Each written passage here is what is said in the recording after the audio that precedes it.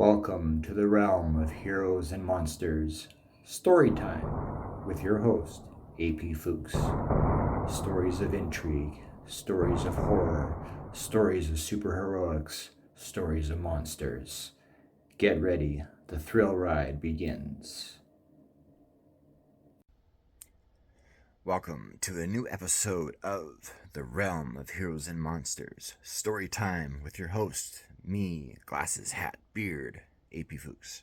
So, this season, we've been reading from Magic Man plus 15 Tales of Terror. And as it stands at this particular moment, as of this podcast, there's only one more story left in this book. Okay, so what we're going to do with Magic Man is we're going to put her aside for the next couple episodes, and because that last story is very special for a lot of reasons, and I want to save it for the finale, and I'll get into it as to why and all that stuff at that time. But yeah, so we're going to save the last story of the book that we've been basically covering all season for the final episode of this season. But so this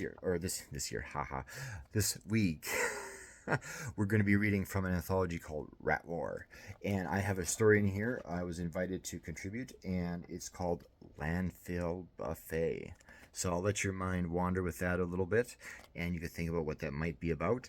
And in the meantime, too, what we're going to be doing as we're sort of wrapping up this season is one, on my side, I'm going to be doing a review to make sure I got all the stories in that we want to cover for the season, because I want you guys to hear them all. And then two, I'll give you I'll say it now.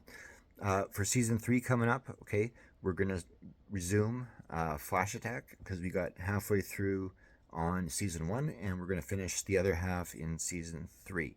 What has yet to be determined, though, is the format of the show itself. Season 1, first effort podcasting, not a bad format, but you know what, I admit it could have used some improvement.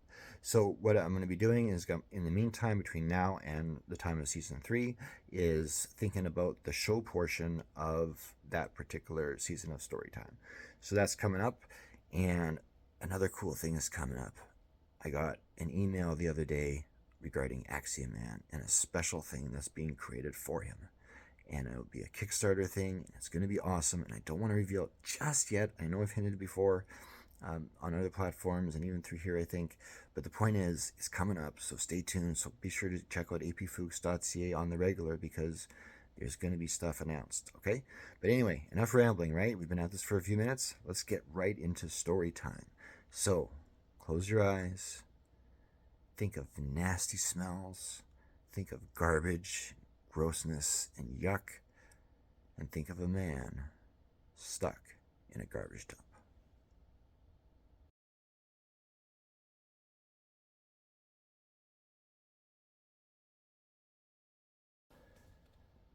Landfill Buffet. The foul stench of rotting garbage made Nate Wendell throw up for the third time. He was on his back at the bottom of a garbage heap, and the most he could do to let it all out was twist to his right and let it go. He was trapped under an enormous industrial refrigerator, pinning him from the hips down. The thing was massive and weighed a ton. Despite sitting up and trying to move it off his legs, he couldn't make the thing budge. Its door faced the sky, the handle on the side furthest from him. He'd been lying here for 2 days. He'd never been to the city dump before, so could only assume he was in some forgotten corner away from the workers that he heard shouting every so often during daylight hours, always somewhere behind him and off to the right. No one answered his cries for help. Now, it was night, the sky above overcast, a faint glow of gray light covering the garbage dump, making the piles of refuse appear like mountains of coal and volcanic ash. His legs had gone to sleep not long after he came to. If something was broken, he didn't feel it, but there had been this insane, fiery pain rifling through his thighs and shins for a few hours the other day. Then it faded, and he was just numb, but not from the cold. The chill of the air was welcome, actually, the occasional rush of goosebumps across his skin a reminder he was still alive, and his body still functioned despite the weight on his legs. "You really got yourself into a big mess this time, didn't you?" he whispered to himself. It wasn't supposed to be like this. He'd asked a small payday loan place on the corner for a tiny loan, some $150 so he could buy a nice bike for his daughter. He borrowed the money, got the bike, and stashed it beneath a tarp in the garage. It was supposed to be revealed tomorrow, his daughter's birthday. On payday a couple days ago, he went to the loan place and promptly repaid the loan. It was the shouting in the back room that got his attention. The clerk at the front desk, a strawberry blonde with blue eyes, looked at him, clearly worried. When loud banging replaced the shouting, Nate went through the short gate on the other side of the clerk's counter and headed back there. He didn't know what he was thinking. Perhaps his instinct to help others and preserve the peace took over. That was why he had tried out being a cop several years ago. He didn't make it through the testing and was devastated. Ended up having a Joe job at a cardboard box manufacturing joint across town. When he entered the back room, he was horrified to find some guy with his face planted against the desk, another guy standing behind him and bending his arm behind his back, the other holding a gun. What kind of place was this? He had thought these borrow-until-payday joints were safe. Who funded this place? He didn't want to know. The strength ran from his legs as the fight-or-flight instinct kicked in. The large man, the one with the gun, was on him before he could even take a breath to say something. A loud thud echoed inside his skull, and somewhere beyond the darkness a gun went off. He woke up at the dump. That was 2 days ago. Weak from no food or water, Nate tried once more to shove the fridge off himself. Nothing. No movement. It was hopeless. All he could do was wait out the night, again, and hope he could get someone's attention come morning. With nothing to do, he crossed his arms over his chest, shivered, and closed his eyes. He was tired as it was. Sleep would pass the time nicely. As he lay there, he let his mind wander to the morning. Someone would come. They'd get him out from under this fridge and, if his legs weren't damaged, he could make his way home and see his daughter on her birthday. See his wife, Dana. Dana. She must be worried sick right now. She would have called the police after he didn't return home the other night, and if for some reason she didn't, she most certainly would have called him the next day when he didn't get home from work. Were the cops looking for him now? How long did it take? Aren't police supposed to be some kind of superheroes and when someone was in trouble come to their rescue? Were the guys who did this to him mob-related? Did he tip off the cops to ignore any reports of a misty 40-something? It was impossible to know. Those guys had gotten the jump on him so quick. Letting out a scream that did little but temporarily make him feel better, Nate tried to relax and let sleep take him. The foul smell of the rotten garbage threatened to make him throw up again, but without having anything to put in his system for the past few days, he doubted he had anything left to yak out. And he hated the dry heaves, so he hoped this would calm him down either. Loose garbage rustled to his right. His eyes shot open, and he looked in that direction. Nothing but a Coke can, a heap of black garbage bags, some loose papers, and slime. He gazed back up at the sky, took a breath of the stinky night air, exhaled slowly, and closed his eyes again. More rustling, this time of thin plastic. He looked in the bags' direction. Between the shadows filling every nook and cranny and the black garbage bags themselves, it was impossible to see much of anything. He closed his eyes for all of 2 seconds before a series of little squeaks immediately made him snap open. He knew the sound. Mice. He'd had mice in his house before and heard them squeak and squeal whenever they got roiled up. As long as they don't come over here, then that's fine, he thought. Mice were relatively harmless. Leave them alone and left you alone. Don't touch them. They were dirty and carried disease. Simple. But it had been simple that got him into this mess. Knowing my luck, they'll start climbing all over me to check me out. Just don't breathe when they do. Lay still. Shut up, man. You're freaking yourself out. Nate waited for the squeaking and rustling to resume, but it never did. Finally calm enough to try and relax again, he closed his eyes and let himself doze off. Shortly after, the squeaking returned, and it sounded like more than one mouse this time, and it sounded louder. Nate froze. Just lay still. Mice weren't so bad, but the thought of them coming over to him and possibly crawling on him gave him the creeps. The garbage bags off to the side rustled again, and despite the shadows, he thought they moved slightly as well. That's when he saw the shadow dart out from between two bags, coming straight for him, leap over his chest, and disappear into a heap of refuse on the other side.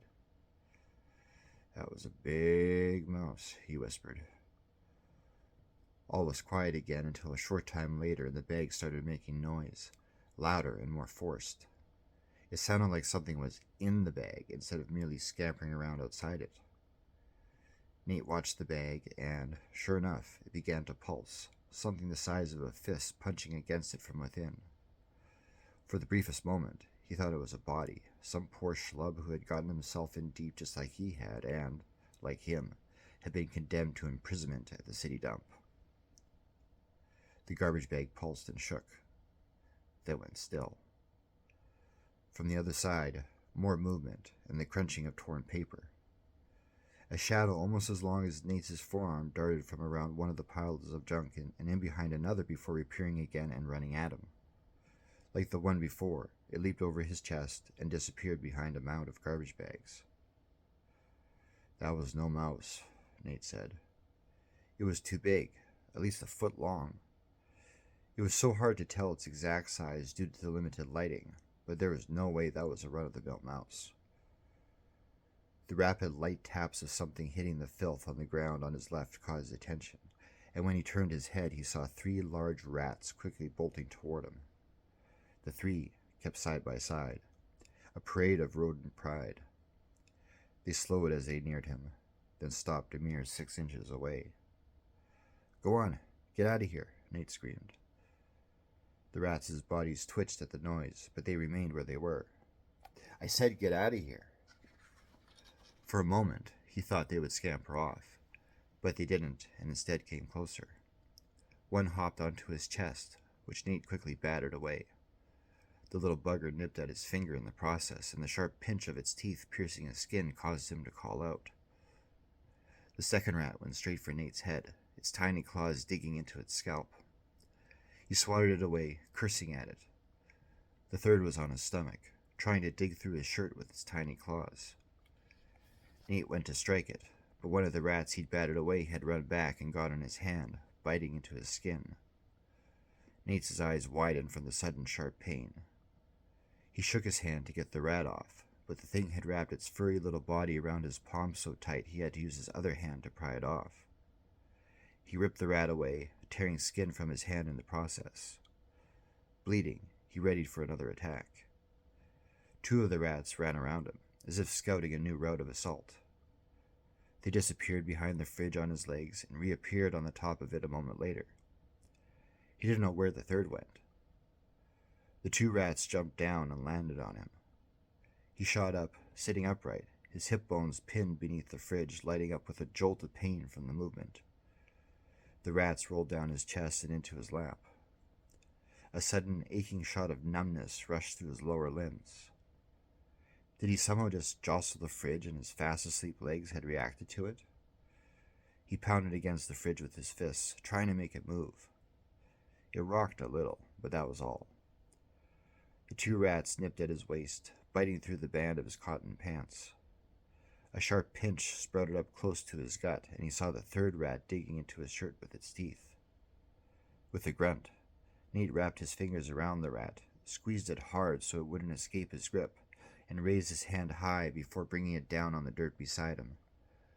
The rat squealed on impact, its shrieks driving its comrades into a frenzy because they immediately went for the hand holding the rat. Were rats smart enough to come to an ailing rodent's rescue? He didn't care, and, ignoring the sharp pinches of rat teeth digging into his outer palm, he smashed the rodent against the dirt one more time for good measure. The creature didn't move when he let it go. He shook the other rat off his hand and readied himself to do the same to it and its friend when they got close enough. The 2 rats eyed him and then leaped. One came straight for his face and latched on with its claws. He yanked it off, squeezing the thing so hard he felt its tiny ribs crack beneath his fingers. Like the other, he brought his hand high, then took the rat to task against the dirt, ending it. The final rat bit and clawed at his midsection. Swiftly, bringing his palms together in a harsh clap, he trapped the rat between his palms and crushed it. Bits of rodent guts and blood squirted out between his fingers. Sitting there, catching his breath from the ordeal, sharp pricks of pain dotted his upper body where the little buggers had bit him. Nate yelled at the night sky. "I can't believe this," he said. "Help!" The garbage dump was quiet. With a growl, he snapped out both palms and struck the fridge again, once more trying to move it. Like before, it rocked a little, but that was it. That fresh and harsh tingling sensation powered through his legs, and it felt like a full-blown onslaught of pins and needles. Had he actually moved the fridge enough to allow blood flow into his legs, thus a sensation? "Oh, please, let it be so," he said. He inhaled deeply, then uttered a loud exhale, coughing at the end of it. He listened intently for any more rats. "Don't come near me. I'll kill you." Mouth dry, he twisted his lips and rolled his tongue around inside his mouth, trying to conjure up some moisture. After so long without water, all he got was a tiny drop of saliva. He wanted to spit it out and dispel the foul taste in his mouth, but decided to conserve it. Every drop counted right now. The crunching of plastic made his ears perk up, same with the rustling of more garbage bags. "Oh no, not again," he said. The stench of rot made him wrinkle his nose and... What was that? A new smell? Something like a cross between a wet dog and rotten chicken. Loud thunks brought his attention in front of him.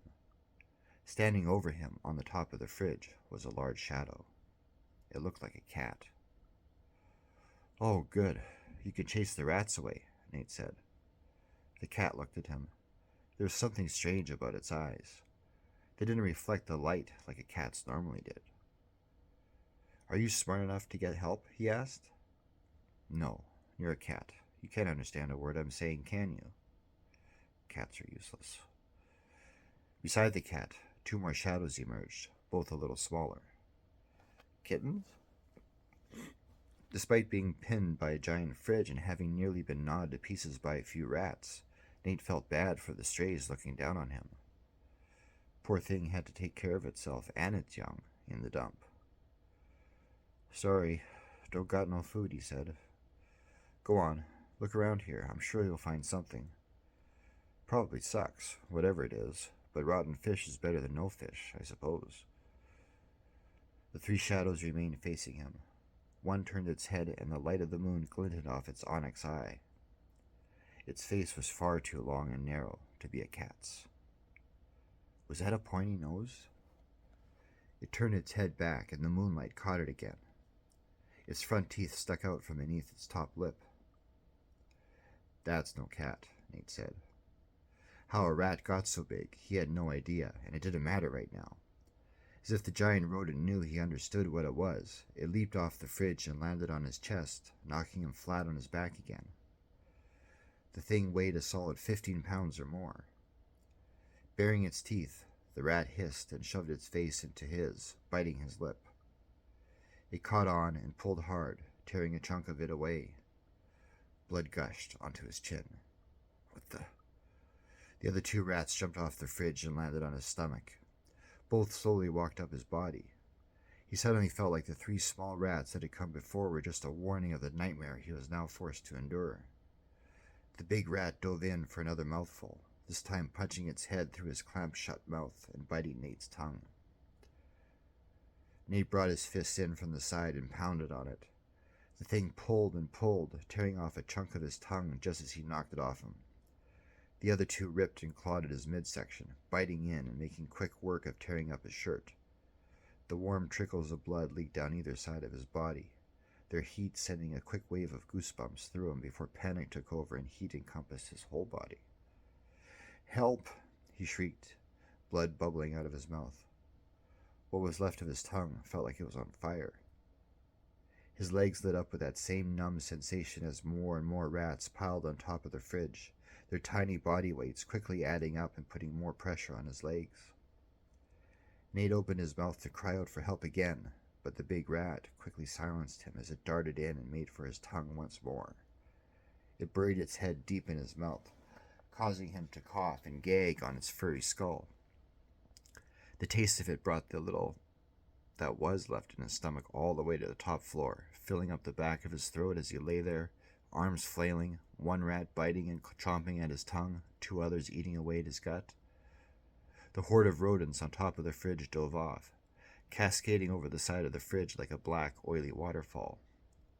They covered his body, their weight enough to cause him to panic even more, his arms now useless at his sides.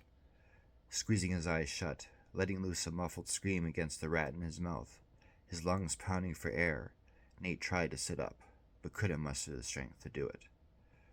Sharp pains shot through his flesh with each bite the rats took.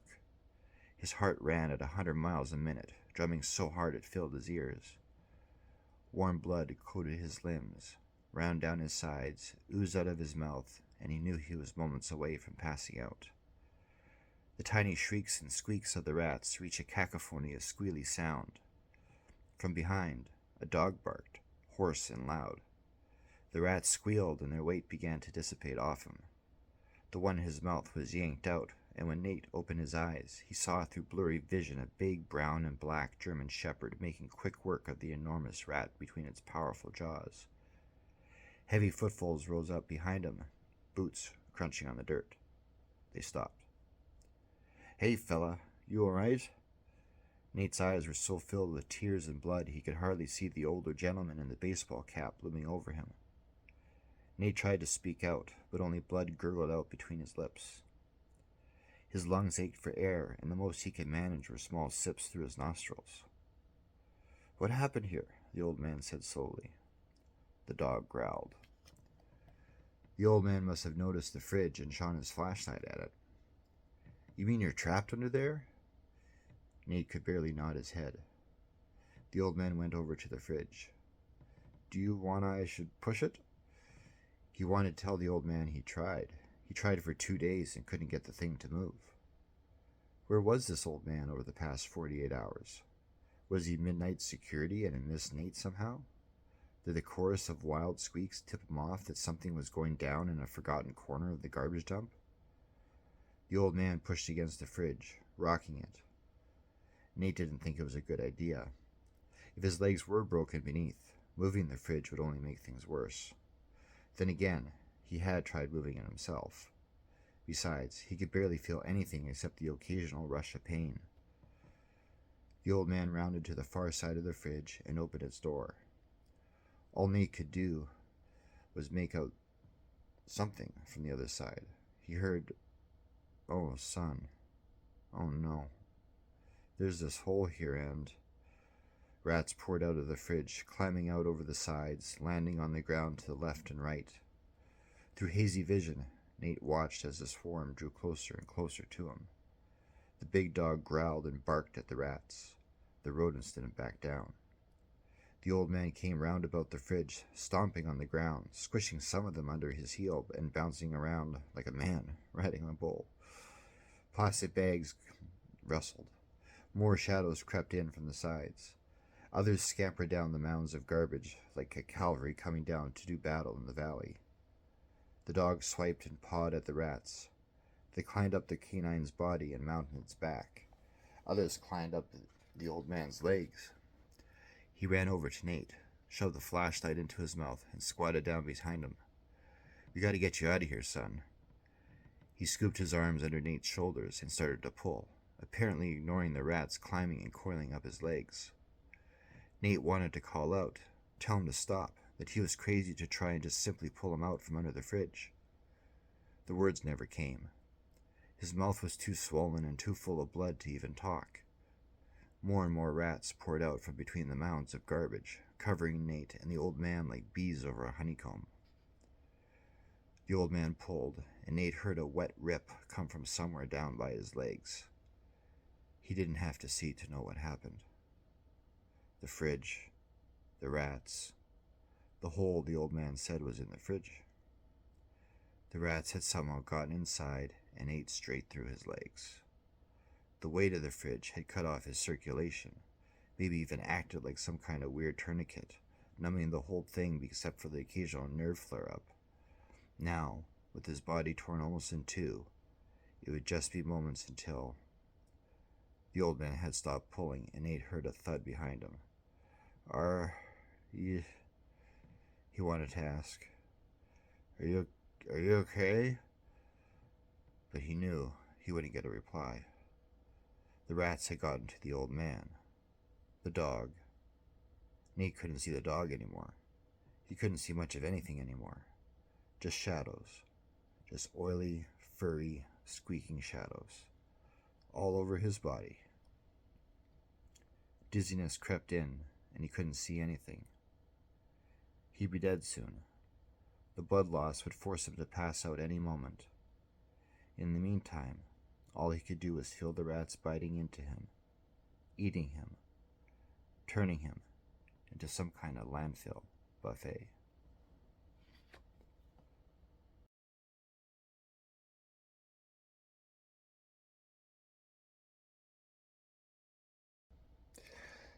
All right, story behind the story time. So what we heard was from an anthology called Rat War, and of course, as per the title, we know what the theme is. So this was done on invite. I was invited by the editor, Anthony Gian Gregorio, to write a rat story, a rat horror story, obviously. And at the time that I was asked, I was deep doing like the standard monster stuff. I was doing like the zombies and the werewolves and stuff, and so the concept of doing a horror story based on rats never was in my head at all. But then he mentioned it, and especially at the time because I was so involved with my own personal monster work, but also the monster work of others, because I was a traditional publishing at the time. It was actually doing a story about a rat was actually like a breath of fresh air for me after being immersed in that monster world for so long. As fun as they are, and as much as I love monsters, you need to come up for air every so often, right? So so this invite was just that coming up for air.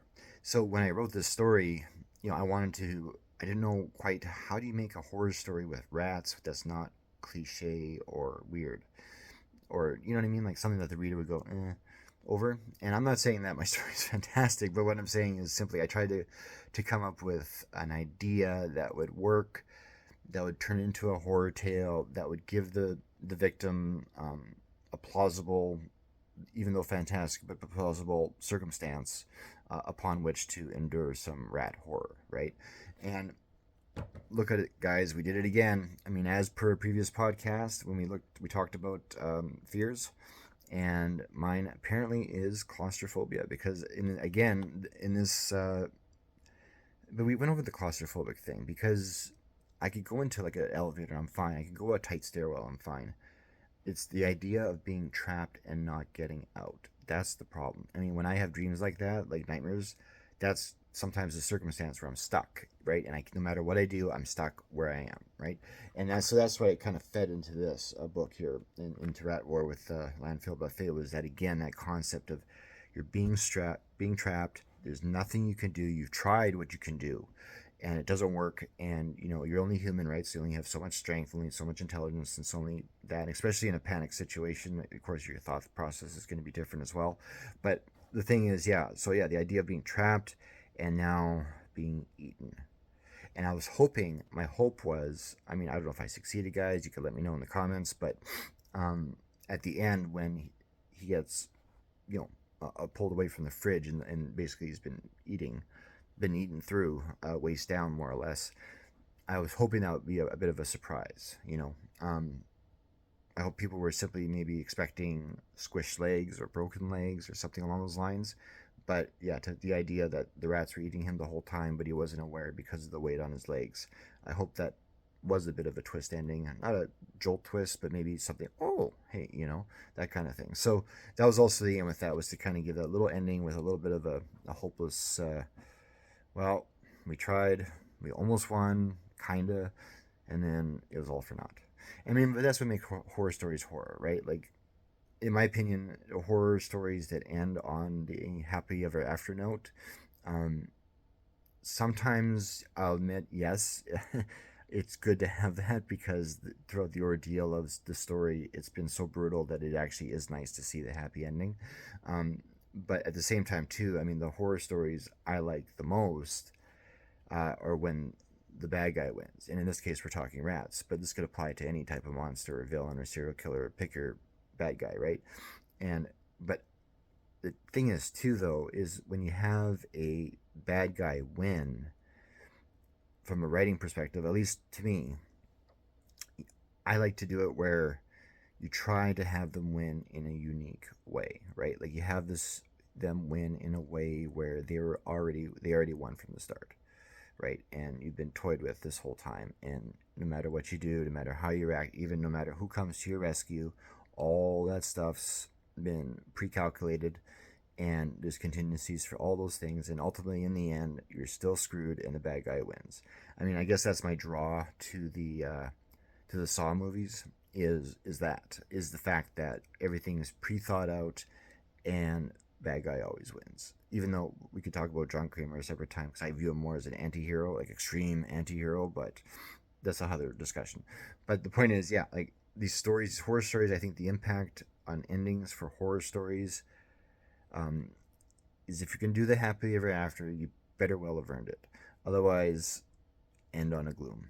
And then that way, it has an impact for the reader or the listener in this case, and it kind of maybe lingers with them for a little bit after the story prior to moving on with their day. So, anyway, I hope I entertained you with Landfill Buffet. It was actually just a fun little title to I think I came up with the title first once I came up with the concept. But yeah, I like that title, Landfill Buffet. That's pretty cool. But anyway, hope you enjoyed the story. Okay, and stick around till after the credits because, of course, we're going to have a little bonus as we always do. So I'll see you there.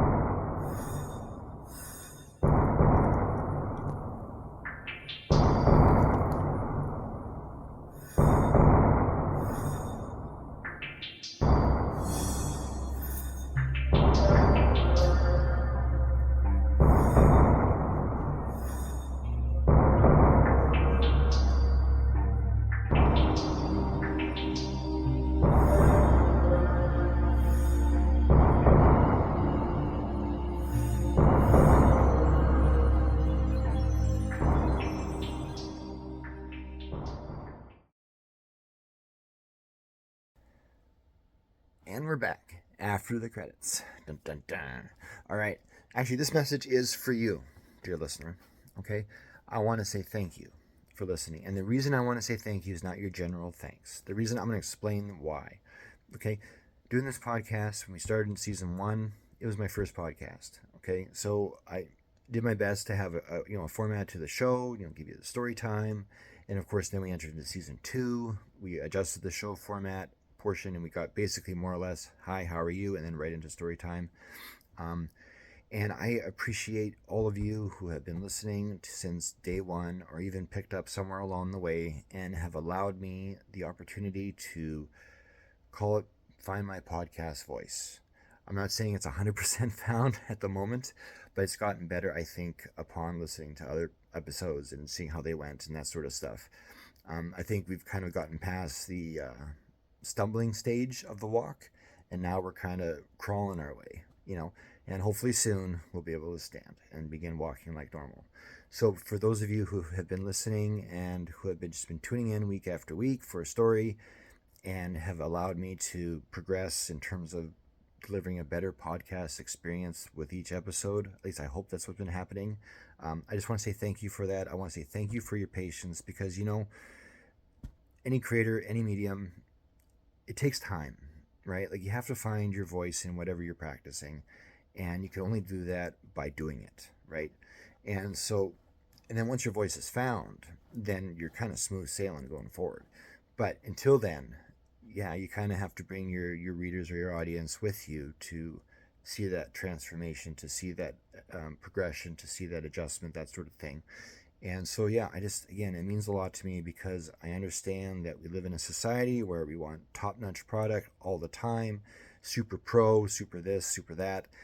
And you take the time to set that part aside of our consumeristic society and just listen to somebody trying their best to do what they want to do for you, and that is entertain you, and just giving them the time of day. That's very kind on your part and very generous and very empathetic, actually. And that's a special trait. So don't lose that. That's important. Okay, keep that for life. Always keep that for life, because everybody needs a second chance. Everybody needs a third chance. Everybody needs a fourth chance. We're human. That's how it is. So thank you so much again for allowing me to progress, to grow, and I hope that you stick around for further episodes, because the goal is to keep growing and to keep getting better and to become more entertaining, and just to progress and progress and progress until we have something dynamite in the end. So thank you. God bless you. And we'll see you next week for another story in the realm of heroes and monsters, story time.